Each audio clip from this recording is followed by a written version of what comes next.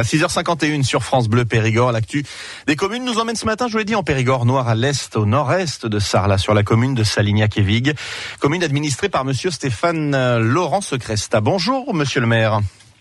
Bonjour France Bleu, bonjour Julien. Et merci d'avoir répondu favorablement à notre invitation. Juste avant d'évoquer la mise à disposition de votre salle polyvalente comme salle de déjeuner, je voudrais juste revenir sur l'actualité de votre week-end et le sauvetage de cette jument qui est tombée dans un fossé, jument qui s'appelle Bulle, je crois. Ça s'est déroulé chez vous hier. Est-ce que la jument va bien ? Écoutez, la jument, elle est encore bien hier à 16h, donc j'ai pas de nouvelles depuis ce matin, mais bon, elle était un peu choquée, c'est une jument qui était un petit peu âgée. Enfin, elle allait mieux, voilà. Elle est tombée dans un fossé, il a fallu, je crois, le tracteur d'un agriculteur et l'intervention du Grimpe, c'est ça ? Oui, d'un adjoint même. D'accord. Les 4 adjoints étaient là-bas, et notamment celui qui est agriculteur et qui donc avait bien sûr son tracteur parce qu'elle était à 3-4 mètres en contrebas sur un chemin très pentu. Donc ça a été un peu, il a fallu plus d'1 heure et demie pour arriver à la sortir de là où elle s'était mise, et débroussailler autour d'elle pour qu'elle puisse sortir aussi, ce qui a été un peu coincé, voilà. Faut être polyvalent quand on est élu à Salignac-et-Vigues. Faut être très polyvalent quand on est élu. Il y a une semaine, vous avez mis à disposition votre salle des fêtes, la salle des fêtes de Salignac, pour permettre notamment aux ouvriers de pouvoir déjeuner au chaud. Une belle idée en attendant la réouverture, qu'on attend tous, des restaurants. Combien de personnes ont sollicité ce service auprès de la mairie ? On a eu 3-4 entreprises à peu près qui nous ont contactés la semaine dernière. Après, on n'est pas là pour faire un succès. On est un petit village, 1200 et quelques habitants. On n'a pas 10 chantiers publics. Il y en a 2 en ce moment. Il y en a un qui commence cette semaine.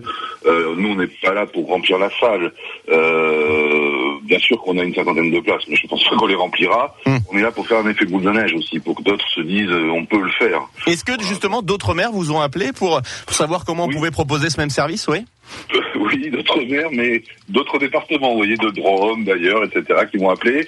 Un quand même de aussi qui m'a appelé pour que je lui explique comment j'avais fait les choses. Ouais. Voilà, mais après je pense, vous savez, les maires ont malgré tout des bonnes informations, ils ont souvent autour d'eux aussi des gens compétents, et une fois que, quand ils se sont renseignés en se disant tiens, comment il a pu faire, je pense qu'ils ont eu très vite l'information, parce que c'est assez facile à trouver. Et vous, à titre personnel, comment vous avez eu cette idée qui est toute bête, mais on n'y avait pas pensé avant, enfin du moins depuis le mois d'octobre?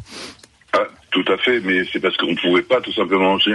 On a 2 restaurants sur la commune qui font de la vente à emporter, et l'un de ceux-là souhaitait voir s'il pouvait ouvrir, etc., son restaurant. Alors je me suis renseigné et je suis tombé donc sur une décision qui date du 15 décembre, qui autorise les entreprises à demander la mise à disposition d'une salle à la mairie. D'accord. Alors plutôt que de faire comme ça, je l'ai fait dans le sens, j'ai dit la mairie est d'accord pour mettre à disposition, n'hésitez pas à venir. Voilà. Vous avez pris les devants.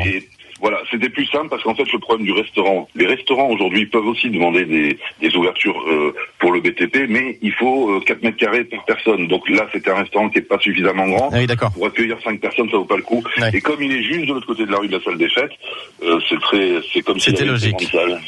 Salignac-et-Vigues dispose d'un terrain de football avec un système d'éclairage, et cet été vous avez été la première commune de la région à équiper justement votre stade d'un système. Alors vous me corrigez si je dis des bêtises, mais le système s'appelle Hibou, c'est ça ?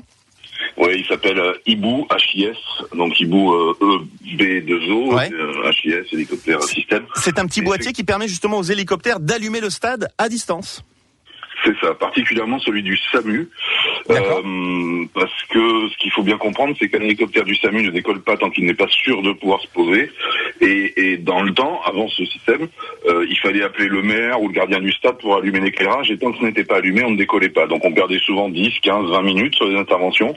Aujourd'hui, le pilote, il monte dans son hélicoptère, enfin vous appelez le SAMU, dans la même seconde, il monte dans son hélicoptère, il allume sa tablette, et à partir de là, il a une caméra où il voit le stade, un bouton pour allumer les lumières du stade, une station météo pour voir la situation météo. Donc il peut décoller immédiatement et se poser 20 minutes plus vite que d'habitude. Ouais, c'est un dispositif qui permet l'autonomie. Alors vous m'avez dit que ça coûte pas très cher en plus, c'est un investissement de 3 000 €, c'est ça pour votre commune ?